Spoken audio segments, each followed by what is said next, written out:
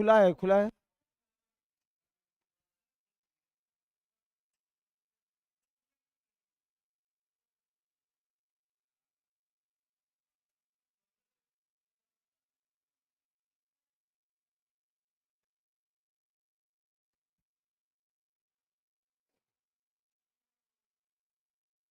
समय आपके पास बहुत कम है।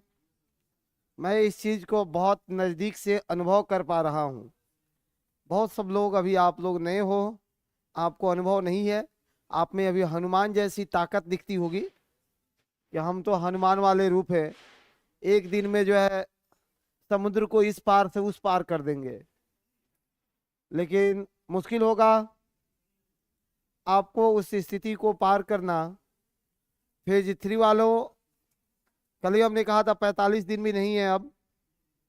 अब उस 45 में से एक एक दिन डाउन हो रहा है, और 45 से जब डाउन होने लगे तो खत्म होने में कुछ नहीं बचता है। इसलिए अभी का जो समय चल रहा है, इसको तो आपको बड़ी ही समग्रता से, तटस्थता से और समय से क्लास में आके उपयोग कर लो कि इनकेस ईश्वर न करे किसी के साथ कुछ बुरा परिणाम हो, लेकिन अगर कहीं मिले उस पूरा परिणाम, तो कम से कम उसे झेलने की आपके अंदर एक क्षमता भी हो कि हमने तो अपने पूरा प्रयास किया था, हमने तो अपना 100% दिया था, हमने कहीं से कोई गलती नहीं की थी। कोई बात नहीं, बिहार सरकार ने हमको जो है, हमने कुछ नहीं किया, बिहार सरकार ने एक अच्छा मास्टर खो दिया। शायद हम होते तो इसके स्कूल को बहुत अच्छा करते। एक तसल्ली मिलेगा, दिलासा मिलेगा, जो जीवन जीने में आपको एक बेहतर काम करेगा। ये मेरा आपसे निवेदन रहता है। बाकी आपको अपनी दुनिया है मेरे दोस्त। ऑनलाइन वाले तुम लोग भी टाइम से आ जाओ, लेट आते हो ठीक नहीं है, बहुत अच्छी बात नहीं है। मेरा भक्त अरूढ़ी है ही। हाँ, भक्त अरूढ़ी है। हाँ, ये कितना मेहनत करता है भाई। अ, इधर का चाय का दुकान सब बंद था आज। उत्तर भारत का मैदान हमको बातें करनी है। एटलस है क्या आपके पास? एटलस है क्या आप लोगों के पास? देखो, राजस्थान का मैदान आप देखना, राजस्थान दिख रहा होगा। राजस्थान का भाई 2 विभाजन है, बहुत खत्म, 10 मिनट में खत्म करेंगे आप टॉपिक को। आप लोगों को बहुत ज्यादा पढ़ाते हैं तो आप लोगों को दर्द होने लगता है। हाँ, सुनो, एग्जाम के लिए तो बूस्टर वालों के लिए प्लान हम लोग करिए दिए हैं कि अगले सैटरडे संडे से 8-8 घंटा उन लोगों का क्लास चलेगा। हाँ, बूस्टर वाले के लिए, बूस्टर वाले के लिए, जो बूस्टर बैच वाले हैं उनका चलेगा। सुनो, राजस्थान का मैदान देख रहे हो क्या? इतलास हो तो राजस्थान का मैदान देखो, नहीं हो तो अनुभव करो। सुनो, राजस्थान का मैदान जो, जहां आज मरुस्थल है, थार मरुस्थल है, पहले वो थार मरुस्थल नहीं था, पहले वो भी जलोढ़ मृदा था। वो राजस्थान का थार मरुस्थल भी पहले जलोढ़ मृदा था, एलोवियल सॉइल था। वो एलोवियल सॉइल डिजर्ट में कैसे कन्वर्ट हुआ, ये पूरा एक कंसेप्ट आपके दिमाग में घूमना चाहिए। आप इंड्स रिवर्स को देख रहे हो, सिंधु नदी। सिंधु नदी अभी वर्तमान समय में ईरान और अफगानिस्तान के पास मकरान तट पर अरब सागर में अपना जल विसर्जित करती है। परजेंट लोकेशन यही है। लेकिन पहले क्या था कि सिंधु नदी मकरान तट पर नहीं जाती थी, या खंभात के खाड़ी तक आती थी, खंभात के खाड़ी तक पहुंचता था। तो खंभात के खाड़ी तक पहुंचने के लिए सिंधु को पूरा पंजाब राजस्थान क्रॉस करने आता था। तो यह सिंधु का अपवहित क्षेत्र था। सिंधु का अपवहित क्षेत्र होने के कारण राजस्थान में बहुत बढ़िया एग्रीकल्चर था, सब कुछ ठीक था। कहोगे तो सर, सिंधु शिफ्ट काहे उधर कर गई? मायके से ससुराल नहीं न गई है? तो नदियां मायके से ससुराल नहीं जाती है, उनका ज्योग्राफिकल प्रॉब्लम होता है। कोई आदमी किसी से दूर होता है तो कुछ तो समस्याएं रही ही हुई होगी, है कि नहीं है? यूं ही कोई बेवफा थोड़े होता है। हाँ यूं ही नहीं होता, कुछ तो मजबूरियां रही होगी। सिंधु के साथ क्या मजबूरी थी भाई, कि देखो सिंधु ने कहा कि हम आराम से बहते रहेंगे, तब तक इधर अंबाला कटक का निर्माण हो गया। हरियाणा में अंबाला कटक बना, अंबाला कटक का उत्थान हुआ, हाइट बढ़ जाएगा। अब जैसे हाइट बढ़ेगा सिंधु को शिफ्ट कर देगा, हाइट बढ़ेगा सिंधु शिफ्ट हो जाएगी। तब दिल्ली कटक का निर्माण होना शुरू हुआ, फिर सिंधु और शिफ्ट हो गई और वर्तमान लोकेशन को प्राप्त कर लिया। साथ ही आप राजस्थान में कुछ लेक्स देखोगे, कुछ झील, जिसमें सांभर झील आपको दिख रहा होगा, डिंडवाना लेक दिख रहा होगा, दिखा है ना। तो सर वैसे क्षेत्र में लेक्स कैसे बन गए, और जहां नदियां नहीं है, वर्षा का अभाव है, वहां उसका निर्माण कैसे हुआ। कुछ लोग सोचता है कि अरब सागर आई थी रे, अरब सागर का भी तो एक्सपेंशन चल रहा है। सुनिए, एक लाइन धैर्य से सुनना है कि तेथिस के अवशेष के रूप में, तेथिस के जो तेथिस सागर था, उस तेथिस सागर के अवशेष के रूप में राजस्थान में सांभर, डिंडवाना ये झील प्राप्त होते हैं। ये अवशेष हैं तेथिस के। पश्चिमी राजस्थान में जो डिजर्ट है वह ईरानी मरुस्थल का विस्तार माना जाता है, कि ईरानी मरुस्थल का विस्तार है। तीसरी चीज कि जस्ट आप पूर्वी राजस्थान को देखो, तो पूर्वी राजस्थान में एक क्षेत्र है अलवर का, पूर्वी राजस्थान में अलवर दिख रहा होगा। हमने राजस्थान का डिवीजन जो दो भागों में किया, पूर्वी राजस्थान और पश्चिमी राजस्थान, मानक हमने वर्षा को बनाया है। मानक क्या बनाया, वर्षा को। पश्चिमी राजस्थान में वर्षा की मात्रा less than 20 CM, 25 CM, 25 CM से कम है। पूर्वी राजस्थान में वर्षा की मात्रा 25 से 50 सीएम है। यही कारण है कि अलवर इधर बढ़ोगे तो फिर गंगानगर वगैरह जो डिस्ट्रिक्ट मिलता है, उधर खेती अच्छी होती है, जलोढ़ मृदा है, और वहां के मृदा को रोही कहा जाता है। उन क्षेत्रों की मृदा को रोही कहा जाता है। दिक्कत है। पश्चिमी राजस्थान में एक वृक्ष मिलता है खेजड़ी का। कौन सा वृक्ष है, खेजड़ी का। और खेजड़ी का वृक्ष का अपना एक आध्यात्मिक महत्व है कि बिश्नोई समाज उस खेजड़ी के वृक्ष को पूजा करता है, भगवान मान करके उसकी आराधना करता है। खेजड़ी वृक्ष का राजस्थान में किस वृक्ष की पूजा होती है, खेजड़ी के वृक्ष की पूजा होती है। कोई आउट जो है दिक्कत है किसी को, आगे बढ़ा लेना। लिखेंगे भी कि काम चल जाएगा। अच्छा लिखना पड़ेगा, लिखना पड़ेगा तो लिखो।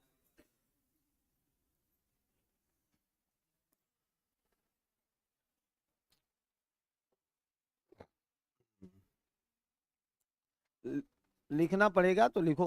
Rajasthan plain, Rajasthan plain diagram बना दे। Rajasthan plain, Rajasthan plain. ये राजस्थान प्लेन को हमने 2 पार्ट में सेपरेट किया है। फर्स्ट पार्ट कौन सा है इसका, पूर्वी राजस्थान, पहला पार्ट है पूर्वी राजस्थान। और दूसरा भाग कौन सा है, हाँ पश्चिमी राजस्थान। दूसरा भाग है पश्चिमी राजस्थान। पूर्वी राजस्थान और पश्चिमी राजस्थान दोनों में अंतर क्या है, तो सर पश्चिमी राजस्थान जहां वर्षा कितना है, लेस देन 25 सीएम। पश्चिमी राजस्थान में वर्षा है 25 सीएम से कम, 25 सीएम से कम वर्षा होता है पश्चिमी राजस्थान में, लेस देन 25 सीएम। पश्चिमी राजस्थान में सिलाइन सॉइल है, लवणीय मृदा का विकास हुआ है। सिलाइन सॉइल, लवणीय मृदा का विकास हुआ है। जहां अंग्रेजी वर्ड आता है इसके लिए सिलाइन सॉइल, सिलाइन सॉइल, लवणीय मृदा का विकास हुआ है। जस्ट इससे आगे बढ़ोगे तो यहीं पर मिलता है खेजड़ी का वृक्ष। यहीं पर मिलता है खेजड़ी का वृक्ष। खेजड़ी का वृक्ष, इस खेजड़ी वृक्ष की पूजा बिश्नोई समाज के लोग करते हैं। बिश्नोई बिश्नोई समाज के लोग के द्वारा किया जाता है। बिश्नोई समाज पूजा करते हैं इसका, खेजड़ी के वृक्ष का बिश्नोई समाज पूजा करते हैं। एक बात और जो इसी में जोड़नी है, इंक्लूड करनी है हमको पश्चिमी राजस्थान में, कि यहाँ पर जो वृक्ष पाए जाते हैं, झाड़ीदार वृक्ष पाए जाते हैं। झाड़ीदार वृक्ष पाए जाते हैं, जिसमें नागफनी, बबूल, झाड़ीदार वृक्ष पाए जाते हैं। कटीले वृक्ष पाए जाते हैं, कांट वाला वृक्ष पाया जाता है, कटीला वृक्ष पाया जाता है। यहाँ पर कोई दिक्कत नहीं है। नेक्स्ट है पूर्वी राजस्थान। पूर्वी राजस्थान जहां वर्षा कितना है, 25 से 50 सीएम तक यहाँ वर्षा है। इन्हीं क्षेत्रों में अलवर, गंगानगर में फिर कृषि का बेहतर विकास हुआ है, एग्रीकल्चर डेवलपमेंट हुआ है। इंदिरा गांधी नहर द्वारा अपवहित क्षेत्र है, अपवहित क्षेत्र है। और जो यहाँ बांगर क्षेत्र है, तो बांगर क्षेत्र की जो मृदा है, उस बांगर क्षेत्र की मृदा को रोही कहा जाता है। राजस्थान में बांगर क्षेत्र की मृदा को क्या कहते हैं, रोही कहते हैं। नाम याद रहेगा, राजस्थान में जो बांगर क्षेत्र की मृदा है, उस बांगर क्षेत्र की मृदा को रोही कहा जाता है। राजस्थान में बांगर क्षेत्र की मृदा को रोही कहा जाता है। राजस्थान में बांगर क्षेत्र की मृदा को, बांगर क्षेत्र की मृदा को क्या कहते हैं, जी हाँ, रोही कहा जाता है। बांगर क्षेत्र की मृदा को रोही कहा जाता है। राजस्थान में बांगर क्षेत्र की मृदा को रोही कहा जाता है मेरे भाई, ठीक है। हाँ जी हाँ, गंगानगर डिस्ट्रिक्ट है। पॉलिटिकल ज्योग्राफी पढ़ाएंगे, इसमें तो शहर का नाम ही नहीं लेना है हमको, कुछ कुछ आपके सुविधा के लिए ले लेते हैं। ज्योग्राफिकल या फिजिक, इसमें जो है इंडिया का फिजियोग्राफी पढ़ने का मतलब है कि बिना किसी शहर का नाम लिए पूरे इंडिया का दर्शन कर जाना। तब आप फिजियोग्राफी को बेहतर समझ रहे हो कि नदी, पर्वत, पहाड़, कुत्ते कुत्ते कुत्ते कुत्ते पूरा इंडिया घुमाना। पॉलिटिकल में चलेंगे तो शहर के माध्यम से पूरा इंडिया का दर्शन कर पाना। तो हमने तो आपको अभी बस फिजियोग्राफी समझाया है, और फिजियोग्राफी को फिजियोग्राफी की तरह ही बातें हुई है, ठीक है। चलिए आगे बढ़े। आप पहला दिन आई हैं, हाँ, फिर तो आपको तकलीफ होगा। कोई दिक्कत नहीं है, आप क्लास के बाद जो भी डाउट हो उसके लिए मिल सकती है, ठीक है। चलो, राजस्थान में जो मरुस्थलीय क्षेत्र है, ये मरुस्थलीय क्षेत्र, मरुस्थलीय क्षेत्र, डिजर्ट एरिया, डिजर्ट रीजन्स या desert regions, desert region Rajasthan के कितने डिस्ट्रिक्ट में है पता है आपको? 12 जिला में है। राजस्थान के 12 डिस्ट्रिक्ट में है। राजस्थान में टोटल जिला कितना है? 50 जिला है। 50 में से 12 में है। टोटल इस मरुस्थलीय क्षेत्र को क्या कहा जाता है हमारे यहाँ? थार मरुस्थल। नाम क्या है इसका? थार मरुस्थल है। और ये थार मरुस्थल विस्तार है कितना, किसका? ईरानी मरुस्थल का। एक्सपेंशन है, एक्सपेंशन है ईरानी मरुस्थल का। ईरानी मरुस्थल का एक्सपेंशन है। ईरानी मरुस्थल का एक्सपेंशन रहा है। ईरानी मरुस्थल का एक्सपेंशन है। ये भी सही है, ईरानी मरुस्थल का एक्सपेंशन है। ईरानी मरुस्थल के रूप में इसे जानते ही हैं यहाँ पर, ठीक है। ईरानी मरुस्थल का एक्सपेंशन है। रीजन, रीजन क्षेत्र, ईरानी मरुस्थल का विस्तार है।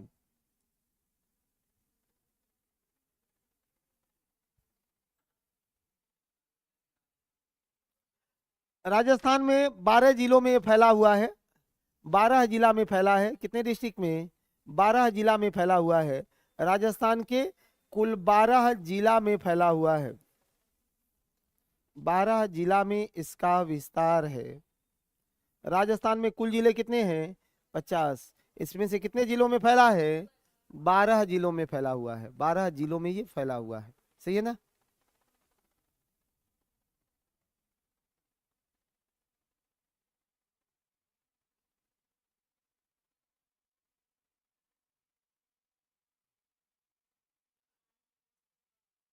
विस्तार है, एक्सपेंशन है उसका। चलिए उसके बाद देखना, पंजाब का मैदान दिख रहा होगा, पंजाब का मैदान होगा। जैसे राजस्थान से निकलोगे, राजस्थान के बाद इन जलोढ़ मृदा क्षेत्रों में पंजाब रीजन होगा, पंजाब रीजन होगा, दिखा पंजाब, पंजाब रीजन्स होगा।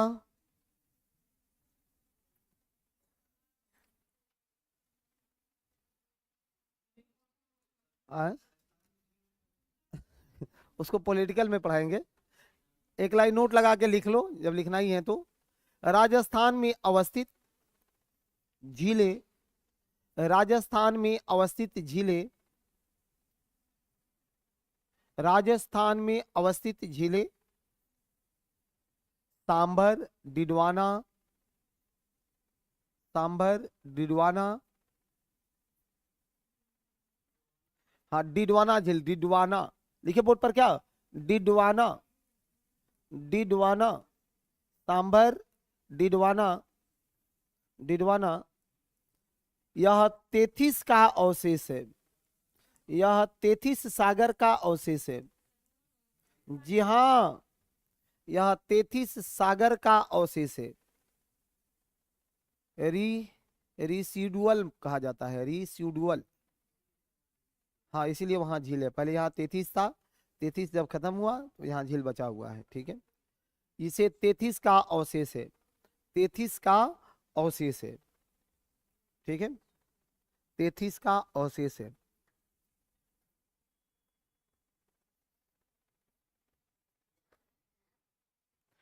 पूर्व में, यानी पहले, पूर्व में, उसी में लिख लो, पूर्व में, पूर्व में सिंधु नदी, सिंधु नदी, नहीं इसी में लिखना है। पंजाब लिखवाएंगे तो उसका फिगर बना के बताएंगे ना। पूर्व में सिंधु नदी खंभात के खाड़ी तक अपवहित होती थी, बहती थी। पूर्व में सिंधु नदी खंभात के खाड़ी तक अपवहित होती थी, अपवहित होती थी। वर्तमान समय में, वर्तमान समय में, प्रेजेंट टाइम में अंबाला कटक, अंबाला कटक रिज, अंबाला रिज, अंबाला कटक, अंग्रेजी में रिज बोलते हैं, अंबाला कटक, जी हाँ अंबाला रिज, कटक, कटक। ठीक है, अंबाला कटक। और दिल्ली कटक के विकास के बाद, और दिल्ली कटक के विकास के बाद, और दिल्ली कटक के विकास के बाद, दिल्ली कटक के विकास के बाद यह मकरान तट पर, मकरान तट पर अपना जल विसर्जित करती है। द इंड होती है, इंड होती है, इंड, the Indus valley, Indus river in Makran तट, मकरान तट, इसका इंड होता है, समाप्त करती है, अपना जल विसर्जित करती है।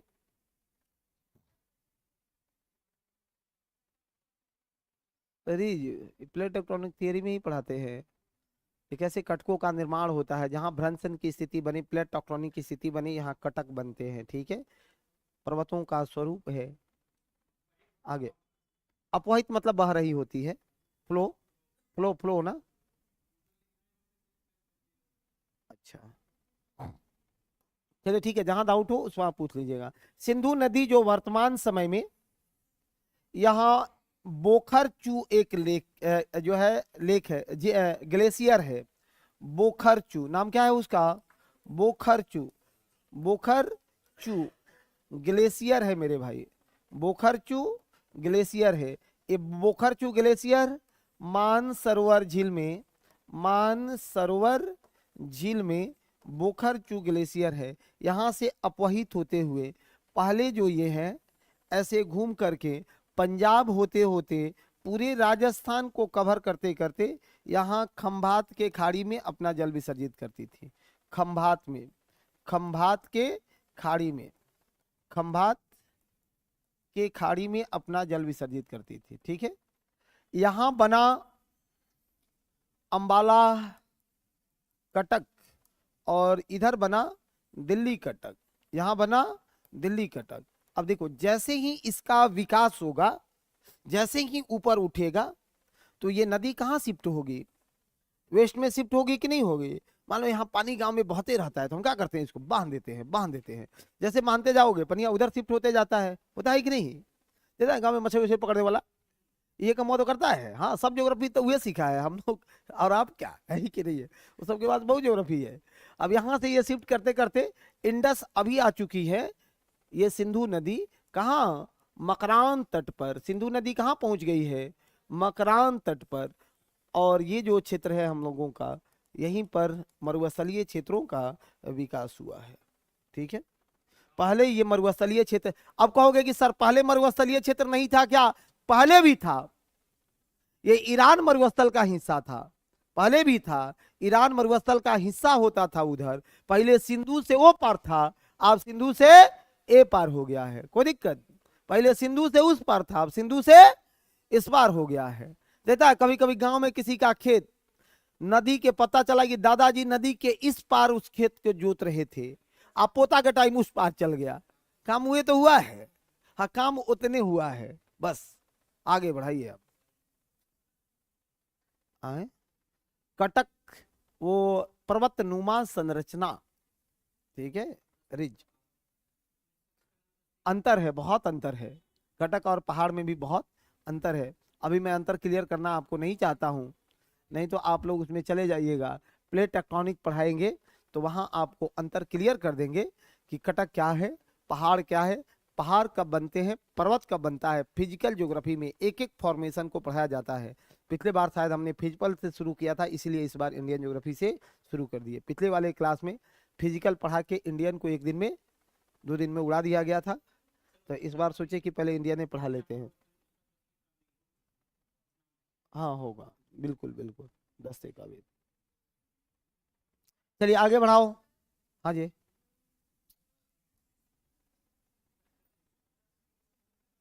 फिर बोखरचू ग्लेशियर से निकल के अंबाला और दिल्ली रिज।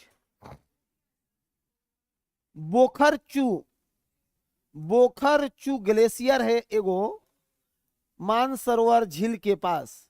इसी बोखरचू ग्लेशियर से सिंधु नदी निकलती है। जिस दिन सिंधु को पढ़ाएंगे उस दिन पढ़ाएंगे कि 2880 किलोमीटर लंबा है सिंधु। भारत में 1114 किलोमीटर बहती है सिंधु। इन सब चीजों को उस दिन कवर करेंगे। ठीक है, आगे बढ़िए। देखो अभी यूट्यूब पर भी प्रश्न का लेवल बहुत बढ़ा दिए हैं, तो आपको अब एक भी क्वेश्चन वहां मिस नहीं करना चाहिए है। लेवले बढ़ा दिए एक ही बार, कहे कि चलो अब सब है भरल था। देखिए पंडित जी को मस्त है पंडित जी, क्या है।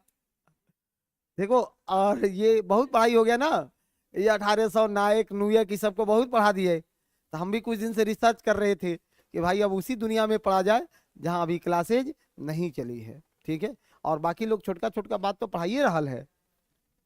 चलो है, सही था ना। हाँ जो होगा, कितना पढ़िएगा 47 को, क्वेश्चन इससे आइए नहीं रहा है। वो समझता है कि लड़का सब ये पढ़ के आया है, क्वेश्चन में घुमा देता है सब, हम क्या करें। आ?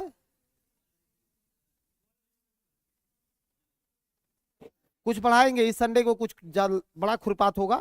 संडे को ऑफलाइन क्लास मेरा सब जगह बंद होता है, सब बंद होता है। तो इस संडे को कुछ ऑफलाइन में कुछ ना कुछ बड़ा होगा, यानी एक सब्जेक्ट 8 घंटा पढ़ाएंगे, उसको एकदम इति श्री करके और श्री गणेश करके इतिश्री कर देंगे। हाँ, जो पढ़ाना पड़े उसको पढ़ा देंगे 8 घंटा। हाँ हाँ, मैं शुरू से अंत कर देना है उसको, यही टारगेट है। हाँ, वर्ल्ड ज्योग्राफी क्लास में पढ़ाएंगे ना। ए चिंता काय करता है तुम लोग वर्ल्ड ज्योग्राफी, और आप लोग पेड बैच के लोग हो, आप लोग यूट्यूब के भरोसे थोड़े हो। आपको तो ये बड़ी चीजों को क्लास में ही पढ़ाया जाएगा। वो तो वैसे लोगों के लिए है जो यहाँ आने में सक्षम नहीं है, किसी कारण बस एडमिशन नहीं ले पाए, उन लोगों के लिए ना उसको ज्यादा दिया गया है कि भाई उनको कुछ पढ़ा दिया जाए। आपको तो यहाँ सब सर लोग अलग अलग पढ़ाते हैं, अब वहाँ तो हम अकेले ही सब मोर्चा संभाले रहते हैं ना। नहीं है तब तो आपको और अच्छी बात है। हाँ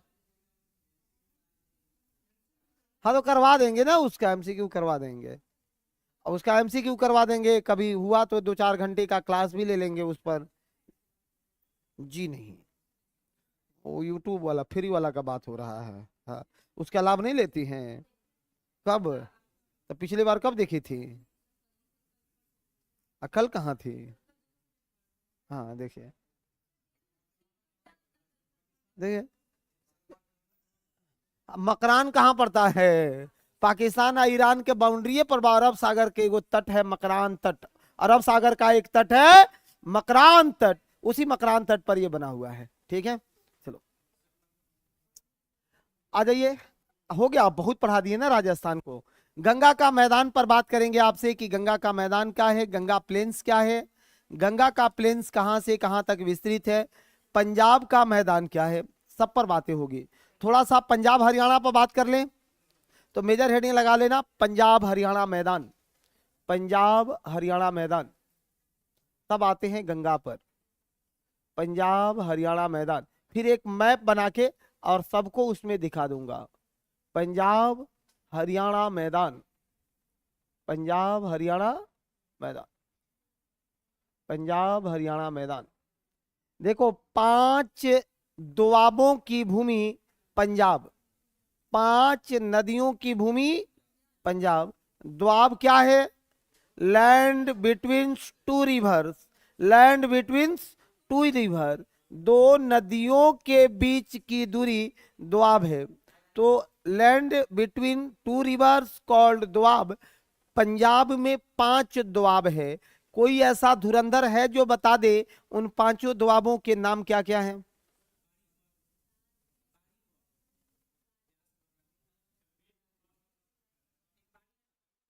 हाँ, एक तो बारी है, ये है बारी भी है, हाँ बिस्ट भी है। एक को 5 को बता दो ना। हाँ, ऐसे कैसे चलेगा रे भाई? हाँ, सुनो आगे बढ़ते जाओ। इसका विस्तार कहां तक है सर? तो इसका विस्तार यमुना नदी तक माना गया है। विस्तार कहां तक? जी हाँ, यमुना नदी तक माना गया है। जबकि ऊंचाई पूरा सिंध से लेकर के, ऊंचाई इसका समुद्र तल से, समुद्र तल से इसका ऊंचाई 250 मीटर ऊंचा है। समुद्र तल से इसके ऊंचाई को कितना मीटर माना गया है? 250, 250 मीटर माना गया है, 250 मीटर माना गया है। समुद्र तल से इसकी ऊंचाई को 250 मीटर्स माना गया है। दिक्कत है? समुद्र तल से ये ऊंचा है कितना मीटर का? 250 मीटर का, 250 मीटर का। इसका ढाल किधर है? ढाल किधर है? नॉर्थ वेस्ट से इसका ढाल कन्वर्ट होता है, नॉर्थ वेस्ट से इसका ढाल बन रहा है। किधर की ओर बन रहा है? तो जैसे आप आ जाओगे तो यह साउथ ईस्ट की ओर ढाल बना लेता है। तब तो नदियां ऐसे बहने लगती है ना, ईस्ट की ओर। वहां जो 3 नदी है और 5 नदी है, उन पंचनद के बाद की इसकी ढाल की बात की हुई है। ठीक है, इसका ढाल किधर की ओर जा रहा है। और दूसरा ढाल जो वहां बना है वो कगार नुमा ढाल है, कगार बनाया हुआ है। ठीक है, आगे सुनो। यहां जो पंचनद है वे पंचनद के नाम कौन कौन से हैं? एक फिगर बना के लिख दें, आ जाइए आपको ज्यादा बेहतर रहे। एक फिगर बना के इसका नाम लिख दे रहे हैं। यहां एक फिगर है, मानसरोवर झील, मानसरोवर झील, मानसरोवर झील में कौन सा ग्लेशियर? बोखरचू। अभी हमने बात किया था यहीं से इस नदी का उद्गम होता है। अब इसकी सहायक नदियों को देखते रहना कि सबसे ऊपर में झेलम, सबसे ऊपर में झेलम, बोर्ड पर ही है, सिंधु और झेलम, सिंधु और झेलम, सिंधु और झेलम, सिंधु और झेलम के बीच सिंध दोआब है, सिंधु और झेलम के बीच कौन सा दोआब है? सिंध दोआब है। 5 दोआब है, पांचों दोआबों को देख लेना है। तो सिंधु और झेलम के बीच सिंध दोआब है, सिंधु और झेलम के बीच सिंध दोआब है। जबकि जस्ट उसके नीचे देखोगे तो झेलम के बाद चेनाब नदी दिख रहा होगा, चेनाब नदी दिख रहा होगा, चेनाब नदी दिख रहा होगा। ये झेलम और चेनाब, झेलम और चेनाब, चेनाब या चिनाब, झेलम और चिनाब, इसके बीच चाज, चाज, चाज दोआब है। कौन सा दोआब आता है? चाज दोआब आता है, चाज दोआब आता है, चाज दोआब आता है। कौन सा दोआब है? चाज दोआब आता है।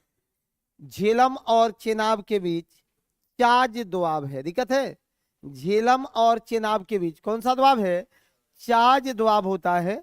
जबकि रावी और चेनाब के बीच रचना दोआब है। किसके किसके बीच बातें हो रही है? रावी और चेनाब के बीच। ये रावी और चेनाब के बीच, रावी और चेनाब के बीच कौन सा दोआब है? रचना दोआब है। रावी और चेनाब के बीच रचना दोआब है। रचना दोआब कौन सी दो नदियां बनाती है? रावी और चेनाब। रचना, एकदम नाम याद रखना, रचना कोई सहेली होगी, किससे बनी है? हाँ, दो सहेलियां, झेलम और चेनाब और रावी, चेनाब और रावी के बीच में है। एक नदी और आपको एक मिलेगा बारी ब्यास, एक होगा बारी ब्यास, एक होगा बारी ब्यास, बारी ब्यास। तो ये जो बारी दोआब जो बनेगा, ये बारी दोआब जो बनेगा, ये रावी और ब्यास के बीच, रावी और ब्यास के बीच बारी दोआब बनेगा, रावी और ब्यास के बीच बारी दोआब बनेगा। जबकि यहाँ कौन सा है? सतलज नदी। यहाँ कौन सा है? सतलज नदी। सतलज और ब्यास के बीच विष्ट दोआब बनता है। सतलज और ब्यास के बीच विष्ट दोआब बनता है, विष्ट दोआब बनता है। सतलज और ब्यास के बीच विष्ट दोआब बनता है। कौन सा दोआब है? विष्ट दोआब। सतलज और ब्यास के बीच विष्ट दोआब बना है। दिक्कत है? 5 दोआबों को हमने लिख दिया। 5 दोआबों की भूमि पंजाब। कौन से 5 दोआब है? तो सिंध, चाज, रचना, बारी, बिष्ट। नीचे से भी पढ़ लेना एक बार कि बिष्ट, बारी, रचना, चाद, सिंध, ये 5 दोआबों की भूमि है पंजाब। 5 दोआबों की भूमि है पंजाब। विष्ट है, विष्ट। पढ़ने में दिक्कत हो रही है?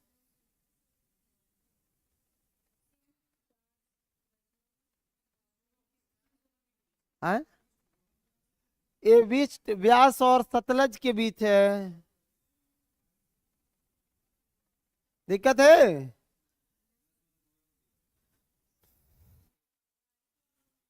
अच्छा, तो ये 3 को अगर एटलस में दे दिया रहता तो आप यहाँ आते? आप ही बताइए, हम लोग की रोटियां कैसे चलती रही मेरे भाई? हाँ, बहुत मुश्किल हो जाता है। हाँ? देखिए, ये पंजाब भारत में भी है और पंजाब पाकिस्तान में भी है।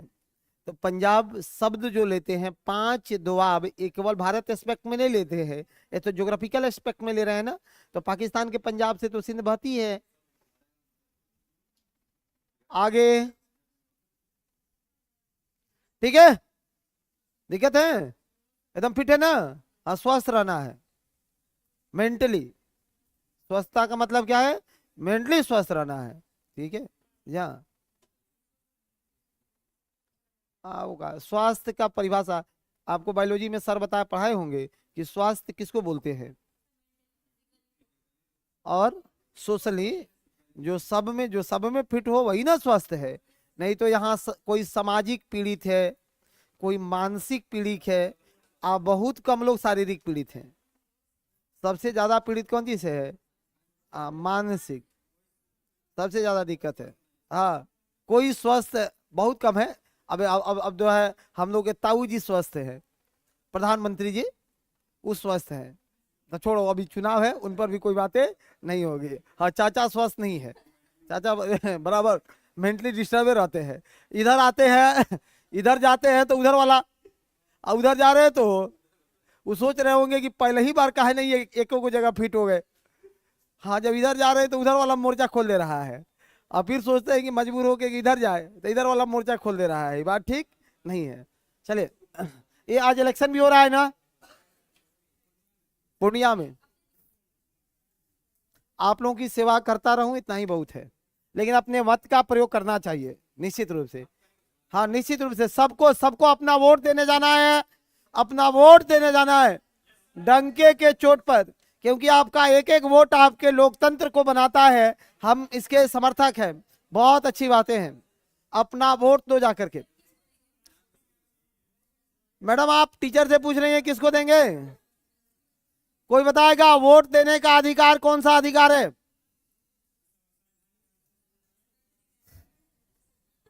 वोट देने का अधिकार कौन सा अधिकार है? इसकी चर्चा कहां की गई है? वोट देने की चर्चा कहां की गई है? मेरे भाई, आपसे ये क्वेश्चन क्यों नहीं पूछा जाए?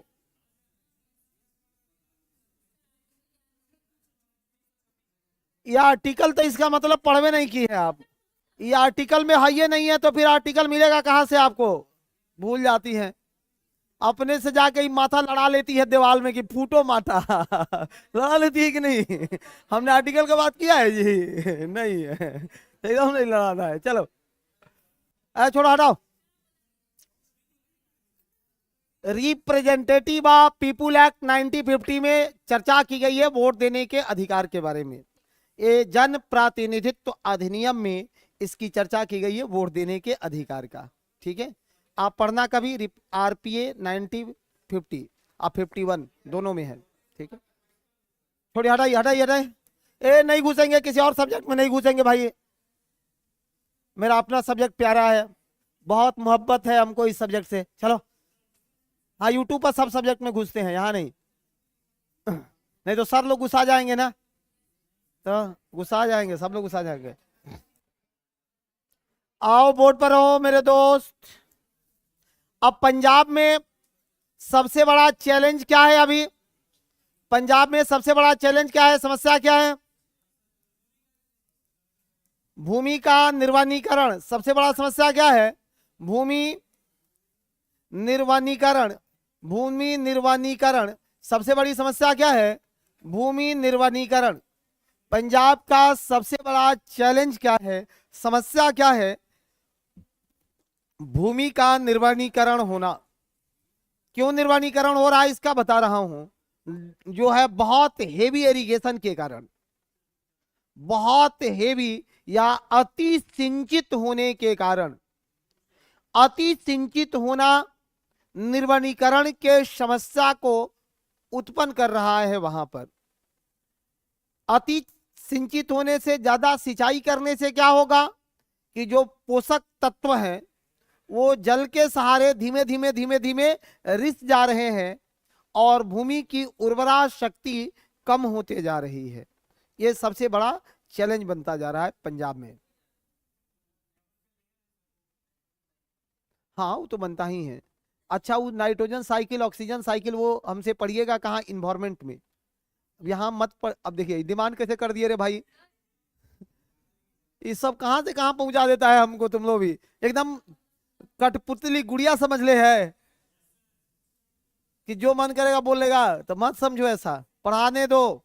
ठीक है, माना कि हमको सब सब्जेक्ट कमोबेश आता है, ये मैं ऑनलाइन ओपन मन से कह रहा हूं कि सब सब्जेक्ट आता है और थोड़ा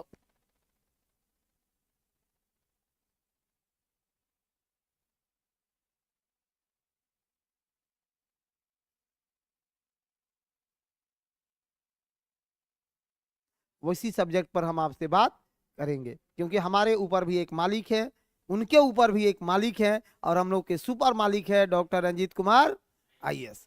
तो जैसे आदेश होगा है वैसे ही काम होते हैं। यहां चैलेंज क्या है मेरे भाई, यहां निर्वनीकरण की समस्या, अति सिंचाई, अति सिंचाई, यहां सबसे बड़ी समस्या क्या है, अति सिंचाई। अति सिंचाई होने के कारण जमीन की उर्वरा शक्ति, उर्वरा शक्ति, उर्वरा शक्ति कम होते जा रहा है, उर्वरा शक्ति घट रहा है मेरे दोस्त पंजाब में। और यहाँ की जो मिट्टी है उस मिट्टी को रेह कहा जाता है, नाम सुने हो कि नहीं, किस नाम से जानते हैं पंजाब में, इसको रेह कहा जाता है। यहाँ की जो मृदा पाई जाती है उसी मृदा को रेह मृदा कहा जाता है, रेह कहा जाता है। आगे बढ़ो, दूसरा नंबर आएगा। कलर भी हरियाणा में कलर बोलते हैं और पंजाब में रेह बोलते हैं, पंजाब में रेह और हरियाणा में आके कलर बोलते हैं, सेम नाम। अरे देख रहे हो ना, अति सिंचाई के कारण क्या है वहां पर कि लोग एक फसल काटे नहीं कि दूसरा के लिए तैयार हैं। यह अति सिंचाई का एक और कारण है कि यह हरित क्रांति का केंद्र रहा, हरित क्रांति का केंद्र रहा, यह हरित क्रांति का केंद्र रहा है। तो हरित क्रांति में हुआ क्या था, तो सिंचाई की सुगमता की गई थी, सिंचाई को बढ़ाया गया था हरित क्रांति में। और क्या हुआ था कि बीजों का, उन्नत बीजों का विकास किया गया, और रासायनिक खाद का, रासायनिक खाद का, रासायनिक खाद को बढ़ावा दिया गया। एक चीज तो हुआ है, तीन चीज, सिंचाई, बीज और रासायनिक खाद, सिंचाई, बीज और रासायनिक खाद, इन तीनों को बढ़ावा दिया गया था, सिंचाई, बीज और रासायनिक खाद को। हाँ आगे बढ़ाओ, नेक्स्ट लिखो गंगा का मैदान। आज खत्म करना है मेरे दोस्त, इसको खत्म करना है, गंगा का मैदान। हाँ इरोजन भी है वहां समस्या निश्चित रूप से। अपर्दन, इरोजन हिंदी में अपर्दन बोलते हैं उसको। निम्नीकरण, जो फर्टिलाइज कम हो रहा है, उपजाऊपन का कम होना, लेस फर्टिलाइजेशन या ठीक है, अनफर्टिलाइज सॉइल का डेवलप होना, विकास होना, बढ़ जाना। आगे बात करेंगे गंगा के मैदान पर। Ganga plain, Ganga plain, Ganga plain, Ganga का मैदान, गंगा का मैदान किस किस स्टेट में फैला हुआ है मेरे दोस्त, जलोढ़ मृदा का क्षेत्र है, एलुवियल सॉइल है। गंगा का मैदान एलुवियल सॉइल है, इसका विस्तार है उत्तर प्रदेश, बिहार और पश्चिम बंगाल में, उत्तर प्रदेश, बिहार और पश्चिम बंगाल में। रुको एक डायग्राम इसका भी बना देते हैं गंगा प्लेन का। गंगा प्लेन, गंगा का मैदान, इस गंगा मैदान को भी तीन भागों में बांटा गया। पहला ऊपरी गंगा, पहला ऊपरी गंगा, दूसरा मध्य गंगा और तीसरा निचली गंगा, निचली गंगा, तीसरा निचली गंगा। ऊपरी गंगा मैदान, ऊपरी गंगा मैदान, मध्य गंगा मैदान और निचली गंगा मैदान। किसका विस्तार, यूपी, बिहार और पश्चिम बंगाल। जैसे जैसे गंगा मैया जाएं वैसे वैसे चल जाइए, उन्हीं के नजदीक में ना इसका विस्तार है, सीधी कहानी है इसकी।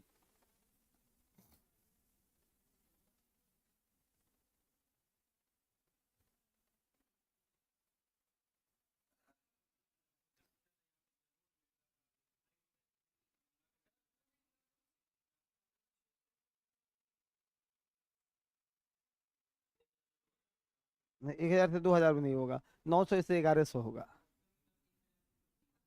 तीनों था ना। हाँ तो उसको देख लीजिएगा। इसकी ऊंचाई लेकिन है 100 से 300 मीटर ही ऊपरी गंगा की ऊंचाई है, 100 से 300 मीटर। हाँ क्वेश्चन को ज्यादा क्लियर करिएगा। चलो, उत्तरी गंगा का मैदान, इसे रोहिलखंड का मैदान भी कहते हैं, इसी को उत्तर प्रदेश में रोहिलखंड मैदान बोला जाता है, उत्तर प्रदेश में रोहिलखंड बोला जाता है। ये रोहिलखंड एक जनजाति है, अफगानिस्तान की जनजाति है, और उसी अफगानिस्तान के जनजाति पर इसका नाम रखा गया है रोहिलखंड मैदान। उत्तरी गंगा मैदान को रोहिलखंड मैदान कहा जाता है, उत्तरी गंगा मैदान को रोहिलखंड मैदान कहा जाता है। ये रोहिलखंड मैदान कहा जाता है। इसका हाइट क्या है, तो समुद्र से इसका समुद्र तल से हाइट है 100 से 300 मीटर तक, 100 से 300 मीटर तक समुद्र तल से इसका हाइट है 100 से 300 मीटर तक। हम लोगों के लिए जो इंपॉर्टेंट होगा, मध्य गंगा का मैदान सुपर इंपॉर्टेंट होगा, क्योंकि ये हमारे बिहार का हिस्सा होगा। ठीक है, मध्य गंगा का मैदान हम लोगों के लिए बहुत इंपॉर्टेंट होगा। इसका हाइट है 100 से 300 मीटर, कंफ्यूज नहीं होना है, समुद्र तल से हाइट है। आप परेशान हो रहे। रोहिलखंड का मैदान, हाँ निश्चित रूप से ऊपरी गंगा में पश्चिमी उत्तर प्रदेश और उत्तराखंड का तराई प्रदेश के बाद में छोटा सा हिस्सा आता है, बहुत हल्का हिस्सा है। नेक्स्ट है हम लोगों का मध्य गंगा का मैदान। इसका अभी पढ़ेंगे कहाँ की है मध्य गंगा। मध्य गंगा को थोड़ा ज्यादा डेप्थ में पढ़ना है, आपको कह के बता दिए, क्योंकि बिहार में आए, बिहार में इससे ज्यादा क्वेश्चन आता है।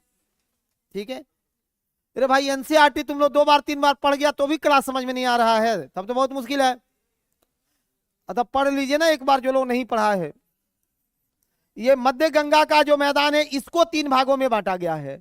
मध्य गंगा को भी 3 भागों में बांटा गया है। मध्य गंगा को 3 भागों में बांटा गया है। इसमें जो क्षेत्र आता है, कौन कौन सा क्षेत्र है मध्य गंगा में, तो अपना बिहार का क्षेत्र है और पूर्वी उत्तर प्रदेश है। बिहार है और पूर्वी उत्तर प्रदेश है। दिक्कत है, बिहार और पूर्वी उत्तर प्रदेश है। यहां की मृदा कैसी है, तो ये थोड़ा संक्रमित क्षेत्र है, जहां के मृदा में बालू की मात्रा सबसे ज्यादा है, लगभग 40% बालू है, 30% मृतिका है और 30% गाद है। दिक्कत है सल्ट जी, हाँ बोर्ड पर करा दें कि कम चलेगा, ये पूछने लायक डाटा है। यह एक संक्रमित कहां से रहा से भाई,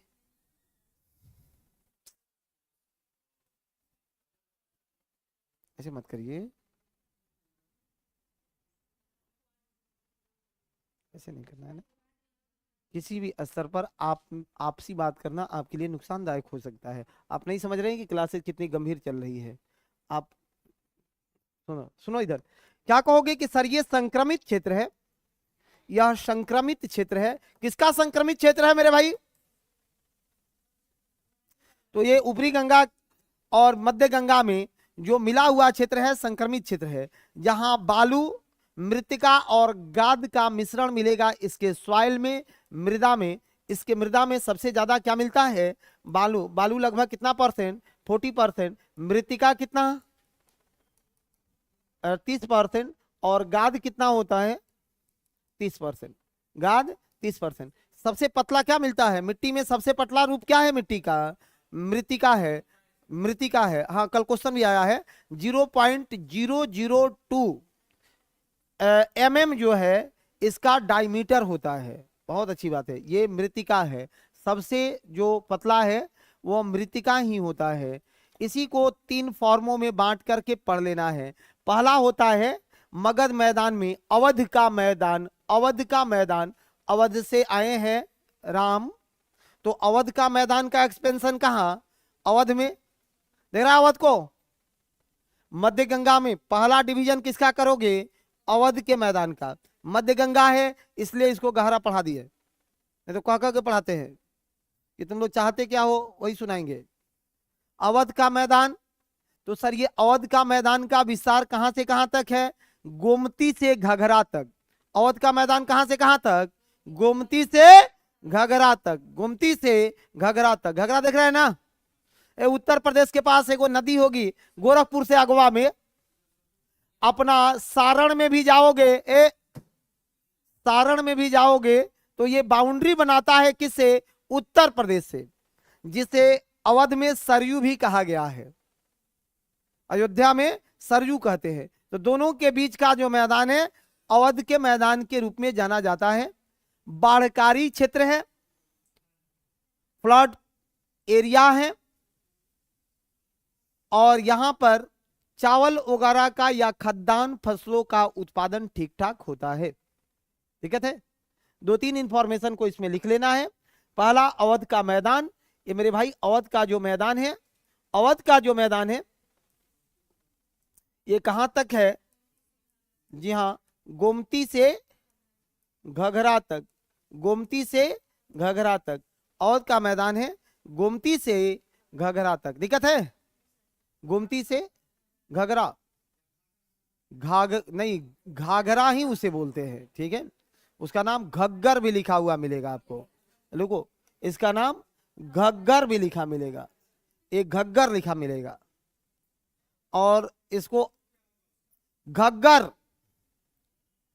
नहीं, ये घाघरा, कुछ जगहों पे घघरा लिखा मिलेगा, घघरा, नहीं तो मिलता है घग्गर, ठीक है। एक घग्गर जो है हड़प्पा काल में राजस्थान के क्षेत्रों से प्रवाहित होती थी, अब वो विलुप्त हो चुकी है। अब घग्गर मतलब यही है, ठीक है, ठीक है, हाँ, बहुत अच्छी बात है। आगे लिखो, चावल गन्ना और गेहूं के लिए ये उत्पादित क्षेत्र है। इधर किस फसल का खेती होता है? चावल गन्ना और गेहूं, चावल गन्ना और गेहूं। दूसरा मैदान कौन सा है मेरे भाई? दूसरा है मिथिला का मैदान। दूसरा क्षेत्र कौन सा है? मिथिला का क्षेत्र। दूसरा क्षेत्र कौन सा है? जी हाँ, मिथिला का क्षेत्र। दूसरा है हम लोगों का मिथिला का क्षेत्र। एगो राम और दूसरा सीता, ऊपर वाला राम और नीचे सीता। घग्गर से कोसी, घग्गर से कोसी तक, यहां भारत में फलों के बगीचा उपनाम से प्रसिद्ध है। घग्गर से लेकर के कहां तक? कोसी तक, घग्गर से कोसी तक भारत में फलों के बगीचा उपनाम से प्रसिद्ध है। देखो तो इन क्षेत्रों में आम, केला, लीची, मखाना सबका उत्पादन बेहतर हो रहा है कि नहीं? अगर गंगा में भी देखो तो गंगा प्लेन्स में भी सबसे ज्यादा उत्पादक क्षेत्र यही है। गंगा के मैदान में भी जो सबसे ज्यादा फर्टिलाइज रीजन्स है, वो सबसे ज्यादा फर्टिलाइज रीजन्स है मिथिला क्षेत्र। उत्पादकता उच्च है, यही कारण है कि इसमें खाद्यान्न की खेती भी बड़े स्तर पर की जाती है।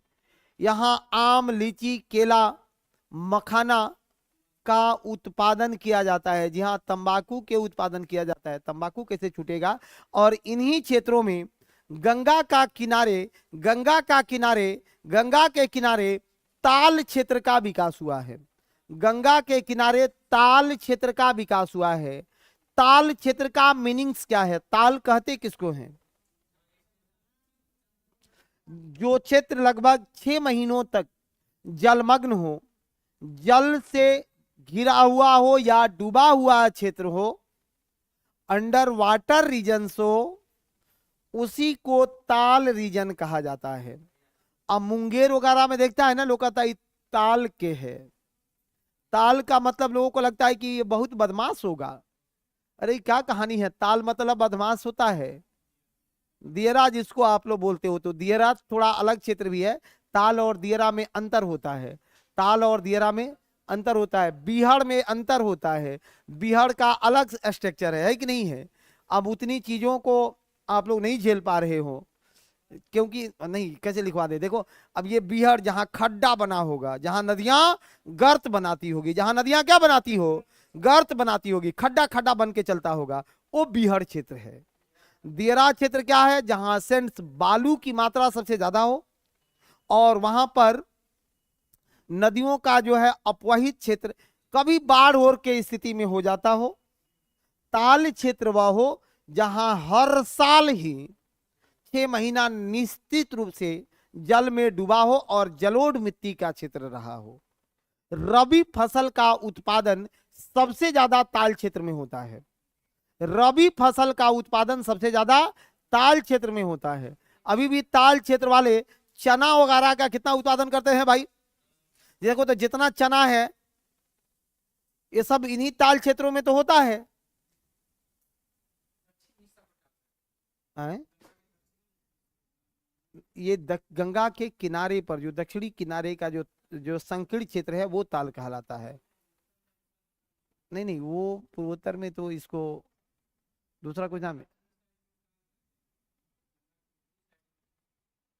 नहीं, वो हमको लगता है ये सब भी ताल ही है, ताल ताल ही लिखता है। आगे बढ़ाइए, मगध का मैदान भी एक लिख लो। किसका? हमने समुद्र तट की ऊंचाई को कमल लिखवा दिया है, यहाँ पर मध्य गंगा का ही करा दिया है एक बार में, कि 100 से 300 मीटर पूरे मध्य गंगा का हमने करा दिया था। 200 वही 300 के अंदर में सब आते रहता है। ठीक है, वो सब 300 के अंदर में आता है, इसीलिए वो कम ने ऊपर करा दिए। आगे लिखो, मगध का मैदान। मगध का मैदान कहाँ है भाई? सोन एवं गंगा के मध्य अवस्थित है। मगध का मैदान सोन एवं गंगा। मगध सीधा बात है, मगध किधर होगा? उत्तर बिहार की दक्षिण बिहार? दक्षिण बिहार। तो मगध है कहां से? तो सोन को पकड़ लो, सोन से पकड़ के कहां तक चलना है? इस सोन और गंगा के जो बीच का क्षेत्र है उन्हीं क्षेत्रों को मगध का मैदान कहा जाता है। जैसे इसको छोड़ दोगे तो इधर प्लेटू मिलना शुरू हो जाएगा, प्लेटू रीजन्स हो जाएगा। ठीक है, सोन एवं गंगा के मध्य अवस्थित क्षेत्र को मगध का मैदान कहा गया है, मगध का मैदान कहा गया है। तो पहला ऊपरी गंगा, दूसरा मध्य गंगा और तीसरा निचली गंगा होता है, के बीच के क्षेत्र को between plain Son and Ganga rivers, Son और गंगा के बीच के मैदान को ही मध्य मध्य गंगा कहा जाता है। एक है निचली गंगा, बात करेंगे किस पर? निचली गंगा पर। निचली गंगा चलोगे पश्चिम बंगाल में तो वहां मिलेगा बंगाल द्वार, नाम सुना है कभी? बंगाल द्वार, बारिंड मिलेगा, चुआर मिलेगा। द्वार, बारिंड, चुआर, ऐसे नाम याद रखना है कि द्वार, बारिंड और चुआर। द्वार, अरे घर है हम लोग का, घर के सामने द्वार, हाँ द्वार। कह रहा है कि भोजपुरी पकड़ाया है सर, खुश हो गए। तो जो है सुनो, द्वार, दूसरा होता है बारिंड और तीसरा होता है चुआर। ठीक है, तो इस सब का अंतर करते चलेंगे। मेजर हेडिंग लगा लेना, निचली गंगा का मैदान, निचली गंगा का मैदान। तीसरा विभाजन कौन सा है? निचली गंगा का मैदान, निचली गंगा का मैदान, निचली गंगा का मैदान, निचली गंगा का मैदान। निचली गंगा के मैदान में बंगाल द्वार है, लिखो। निचली गंगा में पहला नंबर ए बंगाल द्वार। पूछेगा कि बंगाल द्वार किसका हिस्सा है? निचली गंगा मैदान का। बंगाल द्वार, द्वार किसका हिस्सा है? निचली गंगा के मैदान का। इसका निर्माण कैसे हुआ? एक साइड में लिखो, एक लाइन में लिखो, यह दून फॉर्मेशन है, यानी दून घाटी का, जी हाँ, यह दून घाटी का विस्तार क्षेत्र है। इसका विस्तार क्षेत्र है, दून घाटी का विस्तार क्षेत्र है, यह दून घाटी का विस्तार क्षेत्र है। परंतु परंतु शिवालिक में इरोजन होने से, अपर्दन होने से, शिवालिक में अपर्दन होने से, शिवालिक के अपर्दन होने से, टूटने से, जैसे शिवालिक टूटना शुरू हुआ, इस शिवालिक के टूटने से, ठीक है, शिवालिक के अपर्दन होने से गंगा मैदान का अंग बन गया।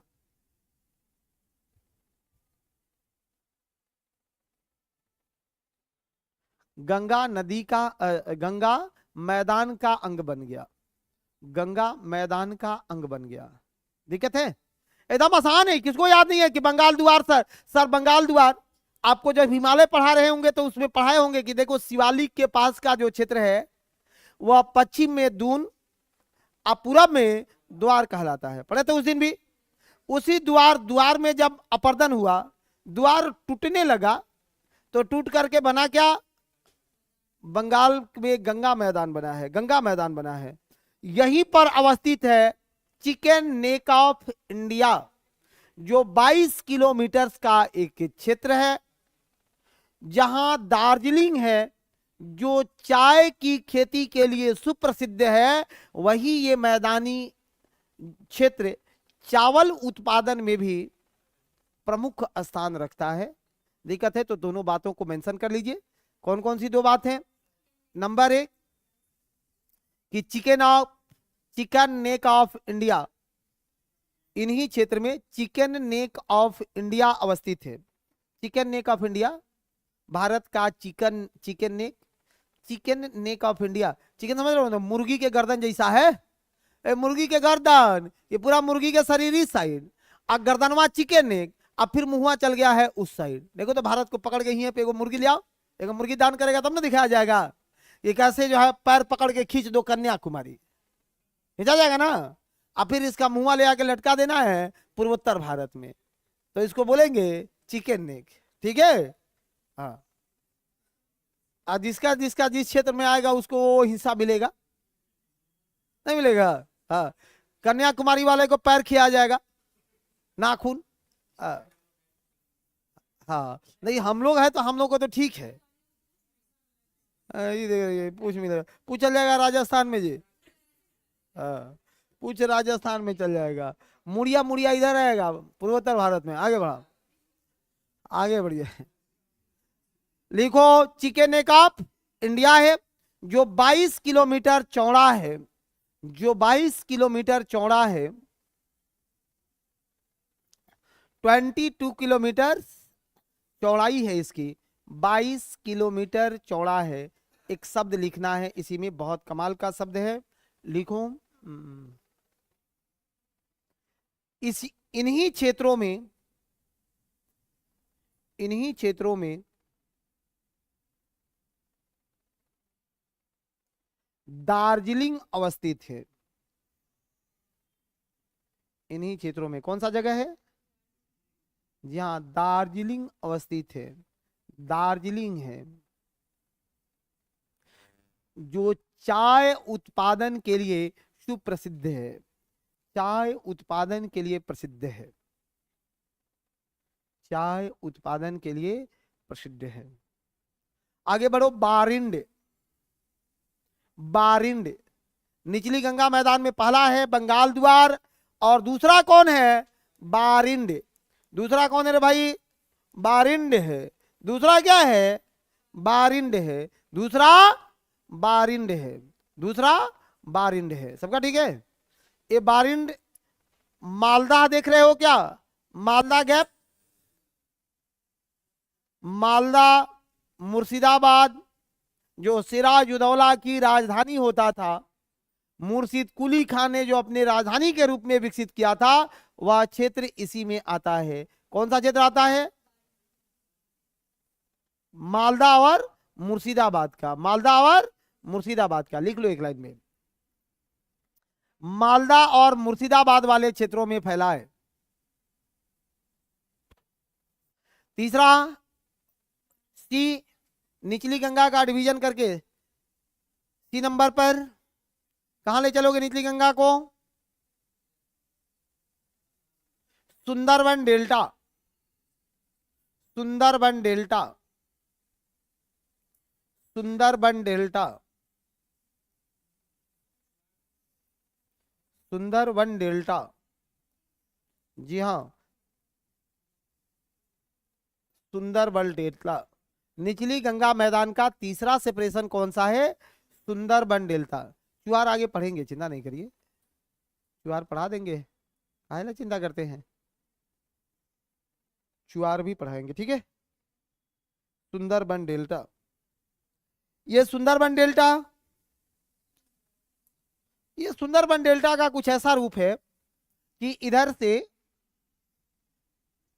ब्रह्मपुत्र, जो जमुना के नाम से अपवहित हो रही है, यहां से गंगा, जो पद्मा के नाम से अपवित हो रही है, और ये ब्रह्मपुत्र जो जमुना के नाम से अपवित हो रही है।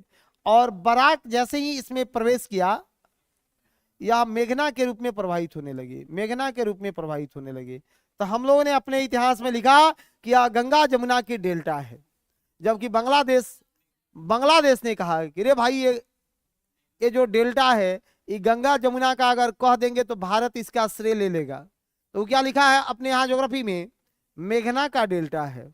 उसके यहाँ पढ़ाया जाता है कि विश्व का सबसे बड़ा डेल्टा मेघना का डेल्टा है, विश्व का सबसे बड़ा मेघना का डेल्टा है। चल जाना तुम लोग अगर बांग्लादेश में एग्जाम देने, तो मत मारिएगा वहां गंगा जमुना का डेल्टा, तो गलती हो जाएगा। वो कहेगा कि गंगा जमुना का डेल्टा है। उसी तरह है जैसे पाकिस्तान अपने यहाँ अपना इतिहास नहीं पढ़वाता है। पाकिस्तान के किसी भी परीक्षा में पाकिस्तान का इतिहास नहीं पूछा जाता है, वहां पढ़ाई होता है यूरोप का इतिहास। पाकिस्तान अपने सिलेबस में किसको रखा है, यूरोप के इतिहास में। ऑन रिकॉर्ड बोल रहा हूं, ठीक है। ऐसे ही एक दिन किसी बात को समझा रहे थे, तो मेरे जैसे व्यक्ति को यूट्यूब पर किसी ने हमको बताया, हमारे टीम के लोगों ने, कि सर किसी एक कमेंट्स ऐसा किया है कि सर आप मुस्लिमों के विरुद्ध कैसे बोल दिए, ऐसा करके 2-4-5 दिन पहले, कि आप बहुत अच्छे टीचर हैं, बहुत सम्मान है, लेकिन मैं मुस्लिम हूँ, हमको बहुत दुख लगा। हमने कहा मेरे दोस्त, हमने कहा क्या है, मैंने उससे कैसे अब जो है बात करें, वो ओपन प्लेटफॉर्म है। देखो अगर पाकिस्तान गलत है, गलती से बना है, तो मैं उसे गलत कहूंगा, है कि नहीं है। दूसरी बात समझने की चीज है कि मैं ही कहता हूं कि सर आने वाले समय में पाकिस्तान और भारत को एक होने से कोई नहीं रोक सकता है। वह ज्योग्राफिकल डिमांड होगा, एक हो के रहेगा। इसको ना हिंदू रोक सकता है और ना मुसलमान रोक सकता है। आने वाले कुछ सदियों में दोनों एक होके रहेगा, दोनों का मांग होगा मेरे भाई। हम नहीं रह सकते हैं एक दूसरे के बिना। ये मानो अभी थोड़ा बेवफाई का समय था, गुजर रहा है, एक समय ऐसा आएगा कि हमें एहसास हो जाएगा। देखता है ना जीवन में, अभी ऐसी चीजें निकल के आ जाती है।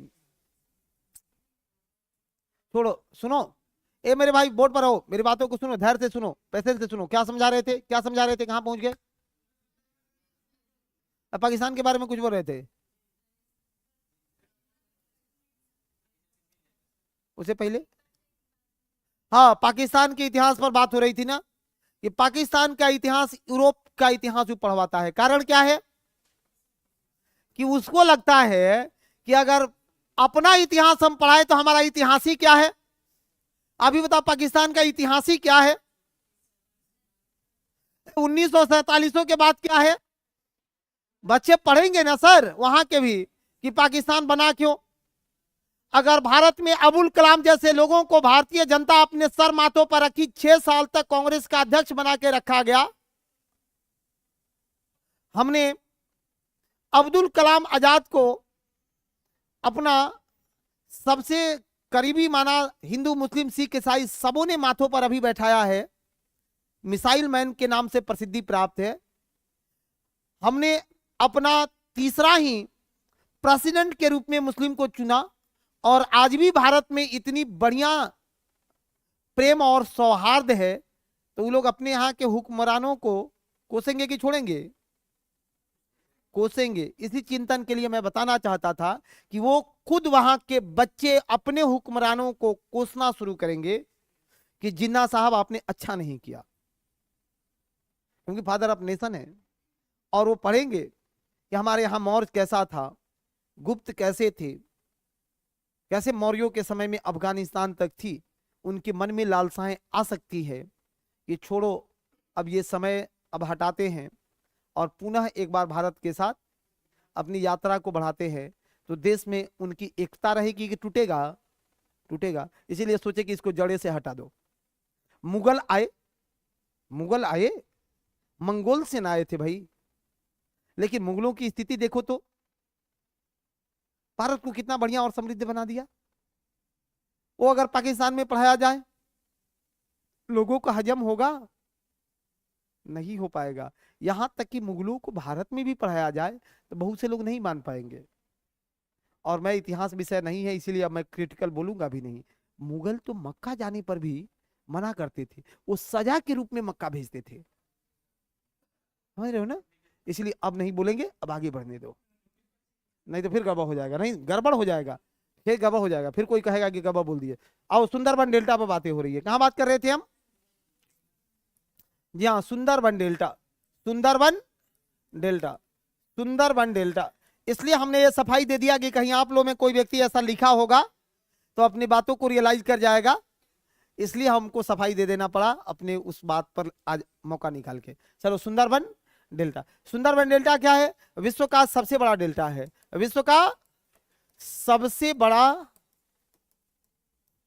बड़ा डेल्टा है। कौन सा डेल्टा है? समुद्री डेल्टा है। विश्व का सबसे बड़ा महासागरीय डेल्टा है, सबसे बड़ा महासागरीय डेल्टा है, बृहत्तम डेल्टा है, जहां मैग्रो वन पाए जाते हैं। कौन सा वन है? मैग्रो वन, जहां मैग्रो वन पाए जाते हैं। यहीं पर सुंदरी वृक्ष, सुंदरी वृक्ष, यहीं पर कौन सा है? सुंदरी वृक्ष है, मैग्रो वन है, मैग्रो वन के साथ साथ सुंदरी वृक्ष है। दिक्कत है, इसी सुंदरी वृक्ष के कारण इसका नाम बना है सुंदरबन, इसी के कारण नाम पड़ा है सुंदरबन, सुंदरी वृक्ष के कारण ही नाम पड़ा है सुंदरबन। यहाँ भारत का रॉयल टाइगर, भारत का रॉयल टाइगर राष्ट्रीय पशु जो है, ये रॉयल टाइगर से यहीं पर आते हैं। अब इसके बाद आगे बढ़िए, खत्म करिए फटाफट, चलिए। चुआर पढ़ना, बंगाल में एक अगला रीजन है। ये क्या नीतू, क्या पूछ रही हैं आप? जीएस का क्लास ही चल रहा है, ये जीएस का क्लास है, ठीक है। वो सब कहीं फिर में पड़ी हुई है, उसके एकदम नहीं आएगा, कोई बात नहीं, तो नदी को पढ़ा लेने दीजिए ना, नदी में अफवाह में पढ़ा देंगे। आगे बढ़े,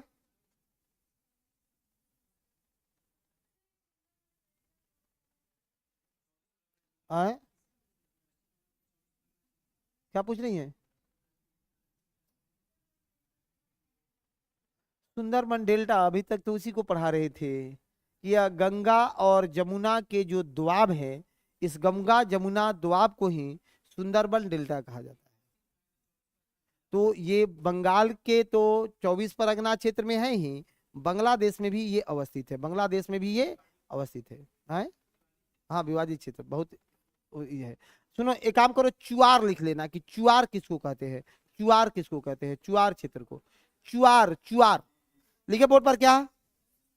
जी हाँ चुआर, यहां लिख लेना है चुआर, चुआर। निचली गंगा का एक मैदान कौन सा है? चुआर का मैदान है। निचली गंगा में कौन सा है? चुआर का मैदान है। चुआर, काहे कहां हंस रही है? चुआर,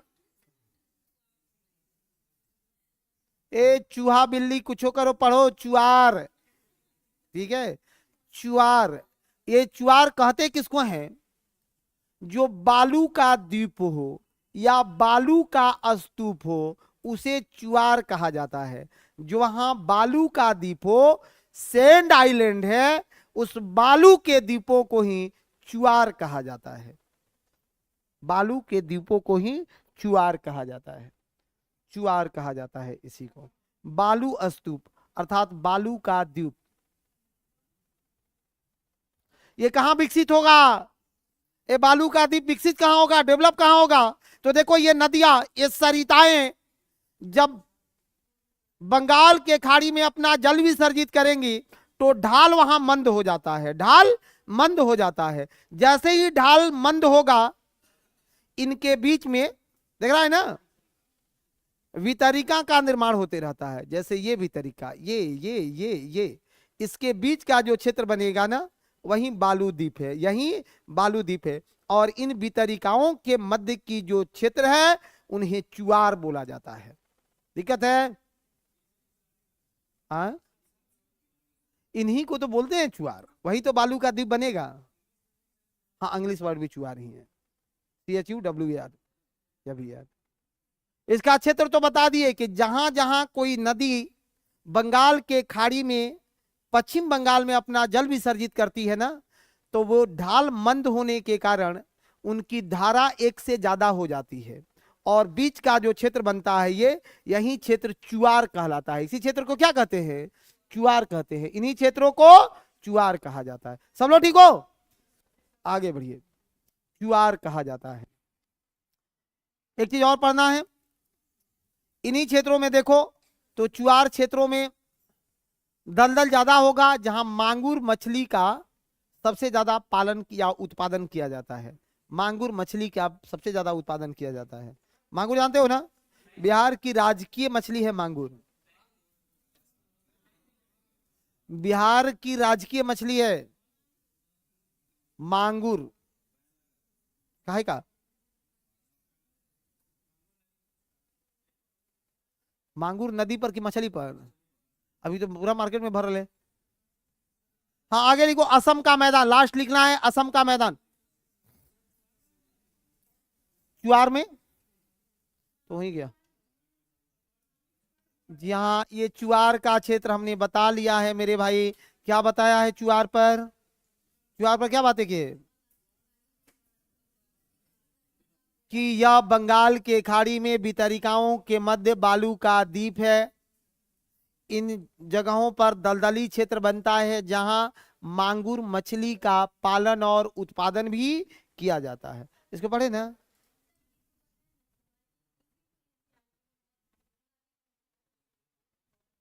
वितरिका है। आगे लिखे जी हाँ, एक लाइन में लिखो असम का मैदान, फटाफट लिखे। ऊपरी असम और निचली असम। असम में भी मैदानी क्षेत्र है, तो असम में जो हमारा मैदानी क्षेत्र है वो दो भागों में बटा है। असम में कौन कौन सा? उत्तरी असम और निचली असम। असम में है ऊपरी असम, ऊपरी असम, और दूसरा है निचली असम। ऊपरी असम और निचली असम। ऊपरी असम और निचली असम, कौन सा दो क्षेत्र है? ऊपरी और निचली। ऊपरी और निचली। ऊपरी असम और निचली असम। ऊपरी असम को लिखो बाढ़ प्रभावित क्षेत्र है।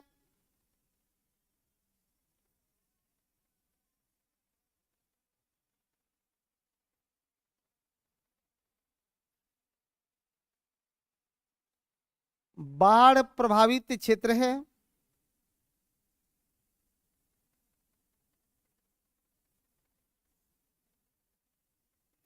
बाढ़ प्रभावित क्षेत्र है। अब देखना ऊपरी असम में क्या हालात है सर, कि ऊपरी असम में ब्रह्मपुत्र नदी धुबरी के पास, जहां इसका नाम ब्रह्मपुत्र पड़ रहा है, वहां पर इस नदियों में तक बहुत सारे ब्रह्मपुत्र की सहायक नदियां आकर के मर्ज कर रही है। ये समझने की चीजें। ए बहादुर गांडी उधारी फिर गड़बड़ करेगा, सुनो।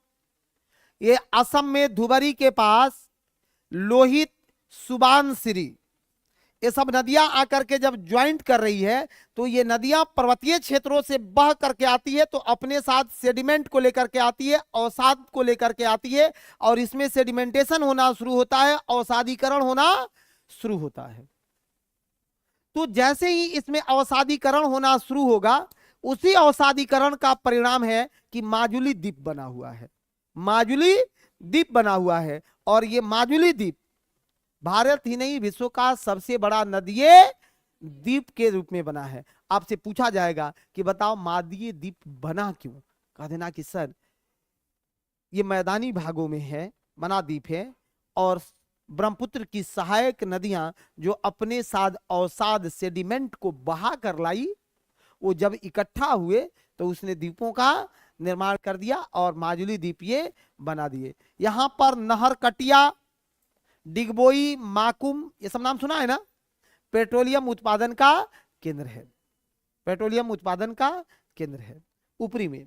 और निचली ब्रह्मपुत्र में आ जाओ, नहर कटिया, डिगबोई, माकुम पेट्रोलियम उत्पादन का क्षेत्र है।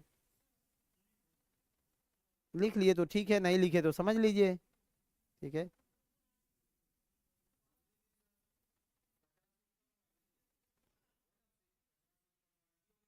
अवसादीकरण, अवसाद, कचरा नहीं बोलेंगे, वो अवसाद है।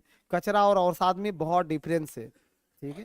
कचरा तो नदी के लिए हानिकारक तत्व है जो हम या मानवकृत कारणों से उत्पन्न होते हैं, जबकि अवसादीकृत करण प्राकृतिक कारणों का परिणाम है। तो वहां सेडिमेंटेशन हुआ है, क्योंकि जितनी उधर से नदियां बही सब पहाड़ी नदियां हैं, वो अवसादों को बहा कर लाई, अवसाद इकट्ठा हुए, उस इकट्ठा से माजुली द्वीप का निर्माण हुआ। ठीक है, निश्चित रूप से। हाँ, सुबानसिरी सबसे बड़ी सहायक नदी कौन सी है? सुबानसिरी। तीसरा लिखो, निम्न असम मैदान। निम्न असम, हाँ, निचली असम मैदान, निचली असम मैदान। यह मानस कमला आदि नदियों द्वारा निर्मित क्षेत्र है। यह मानस कमला, ये भी ब्रह्मपुत्र की सहायक नदी है। मानस और कमला नदियों द्वारा निर्मित मैदान है, निर्मित मैदान है, निर्मित मैदान है। ठीक है, मानस और कमला नदियों द्वारा निर्मित मैदान है, क्षेत्र है। मानस और कमला नदियों द्वारा बना हुआ क्षेत्र है। कोई दिक्कत नहीं है। आगे बढ़े? जी हाँ, सुनो, कंटिन्यू करो इसको।